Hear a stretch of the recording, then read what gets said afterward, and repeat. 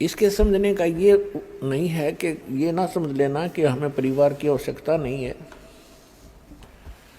ये विचार करना कि ये सभी बच्चे भगवान के हैं, आप भी भगवान के बच्चे हो।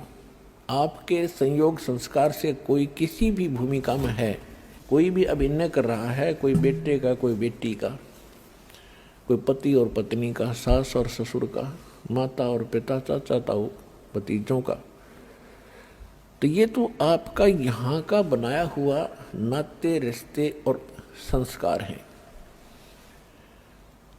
ये सोच करके ये सभी परमात्मा के बच्चे हैं।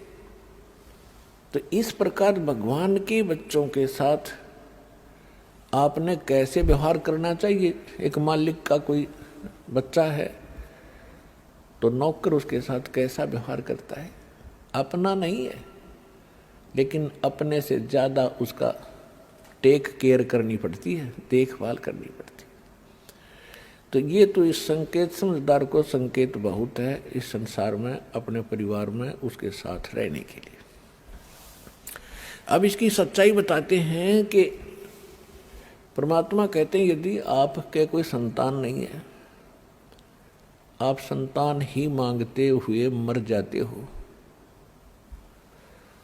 और संतान मिलती नहीं क्योंकि आपके भाग्य में नहीं, आपके संस्कार में नहीं। आप ये सोचते रहते हो कि जिनके संतान है, पुत्र हैं, पुत्री हैं, ये बहुत सुखी हैं,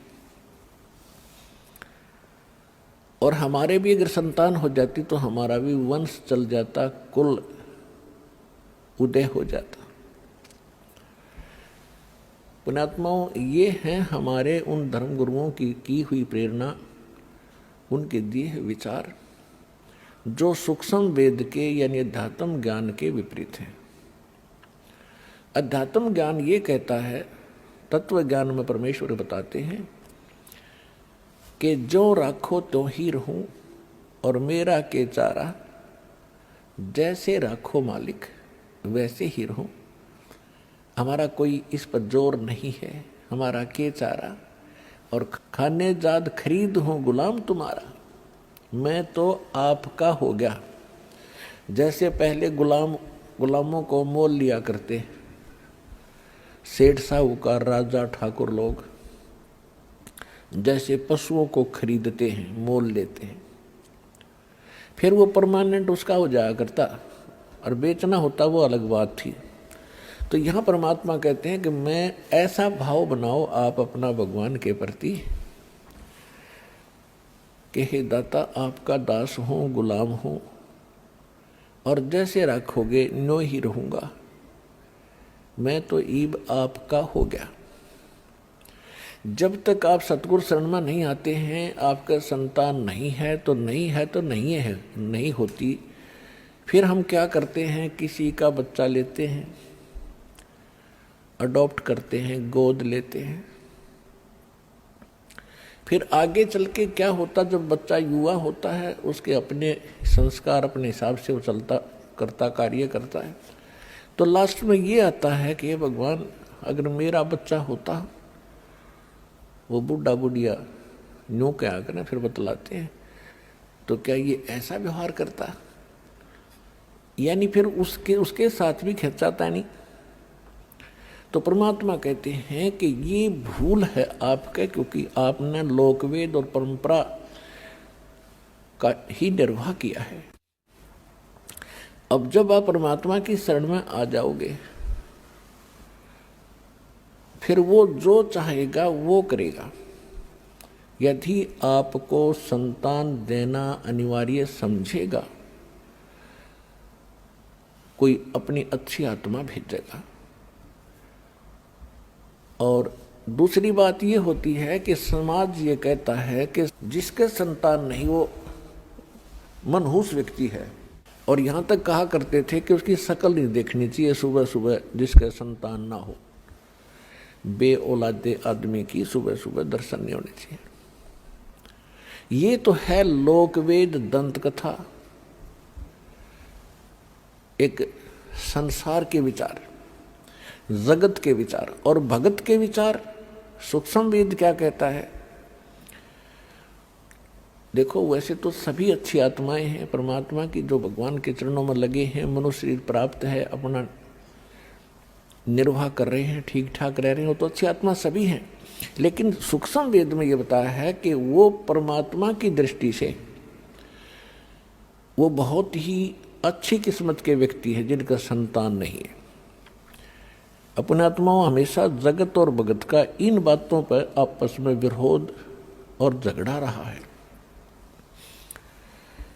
ये झगड़ा रहो या ना रहो या सच्चाई है। उसका कारण क्या है कि जैसे सुखदेव ऋषि जी मां के गर्भ से निकलते ही 12 वर्ष की तक मां के गर्भ में रहे थे, और मां के पेट से बाहर आते ही वो 12 वर्ष की आयु का शरीर बन गया एकदम उसका, और उठकर चल पड़े अपनी और नाल को साथ कंधे पर डालकर कि आगे काटूंगा इसने कितने। तब उसके पिता व्यास ने कहा था कि बेटा मुझे दर्शन तो दे दे। अरे 12 वर्ष तक इंतजार करी, पुत्र होगा पुत्र होगा, पुत्र मोह में व्याकुल हूं मैं बेटा। तो सुखदेव ऋषि ने देखा नहीं अपने पिता की ओर, और चलते चलते कहा कि ऋषि जी अब मुझे यहाँ के इस जो संसार का ये जो चक्र है इसका मुझे पूर्ण ज्ञान हो गया, और अब मैं इसमें फंसूं नहीं। और ऋषि जी ना जाने कितनी बार आप मेरे बाप हो लिए, ना जाने कितनी बार मैं तेरा बाप हो लिया। ये तो बुरी बीमारी है, इब का मेरी कट्ट न दे। मैं नहीं देखूं आपकी शकल भी, कहीं मुझे आप में मोह ना हो जा। ये मोह एक बहुत बुरी जबरदस्त बीमारी है। तो सूक्ष्म वेद में कहा है कि सुखदेव ऋषि क्या बोले, एक लेवा एक देवा दूतम, और कोई किसी का पिता निपुतम। ऋण संबंध जुड़ा एक ठाठा, अंत में सब 12 बाटा। आज आप कितने प्यार से रह रहे हो, आपके बेटा बेटी कितनी अच्छे लगते हैं भी अच्छे, सबको प्यार लगता है क्योंकि यहाँ रह रहे हैं ठाठ से उनके साथ। 1 मिनट में मृत्यु हो जा, बेटा मर जाए, बेटी मर जाए, आप मर जाओ, पूरा परिवार नाश हो जाता है। वो प्यार भी है, अच्छे भी लगते हैं, फिर इसका बने क्या, व्हाट इज यूज। फिर कहाँ गया वो आपका जुगाड़, सारा जीवन खो दिया इससे काम पे। और भक्ति भी करते हैं, सत्य नहीं करते हैं, शास्त्र अनुकूल नहीं करते, नकलियों के पास करते, तो वो भी व्यर्थ है। एक समय एक कोई परिवार पूरा का पूरा जिसमें 15-16 सदस्य थे, एक गाड़ी में 12-13 सदस्य, एक बूढ़ा घर पर रह गया था और बाकी सारे सत्संग में भेज रखे थे किसी संत के सत्संग में, और 20-25 वर्ष से वो सत्संग में थे। सत्संग सुनकर वापस आ रहे थे या सुनने जा रहे थे, इतना ध्यान नहीं। दुर्घटना में 12 के 12 मर गए। चुच्ची बच्चा का आग्रह ना, वो नाश हो गया। एक वो बूढ़ा रह गया 70 साल का। अब क्या है ये, ना जाने काल की कर डारे, किस विध ढल जा पास आवे, और जिनाते सिरते बहुत खुड़कती, उनानो केड़ा हासावे। तो यही संसार के अंदर इस गंदे लोक में आप जिस आस को लेकर जी रहे हो, या आपकी भारी भूल है, और यह भूल मिटेगी भगवान से, इस सत्संग सच्चे ज्ञान पे। फिर बात रही कि ये भी मालिक को मालूम है कि ये 3 गुण, इन तीनों गुणों का जो त्रिगुण में माया का जो दबाव है, ये ब्रह्मा विष्णु महेश स्वयं नहीं बचे इससे, तो जीव नहीं बच सकता। अब परमात्मा का सहारा चाहिए इस जीव को। तो किस परमात्मा का, यदि आप विष्णु जी का सहारा लेते हो युग काल के अंतर्गत, और काल ने आपको फंसा रखा है, तो आप इस जाल से बाहर नहीं हो सकते। यदि शंकर जी की पूजा करते हो तो भी नहीं हो सकते, ब्रह्म की पूजा करते हो ये स्वयं ही आपको फंसा ही रहा है, ये तो आपको इस मार्ग पर आने ही नहीं देगा जिससे आपका छुटकारा हो, क्योंकि इसको यहाँ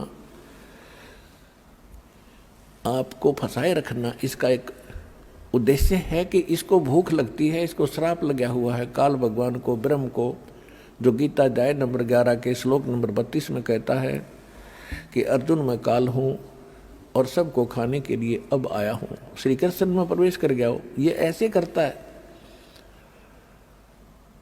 तो इसको श्राप लगा हुआ है 1 लाख मानव शरीरधारी प्राणियों के नित आहार करने का।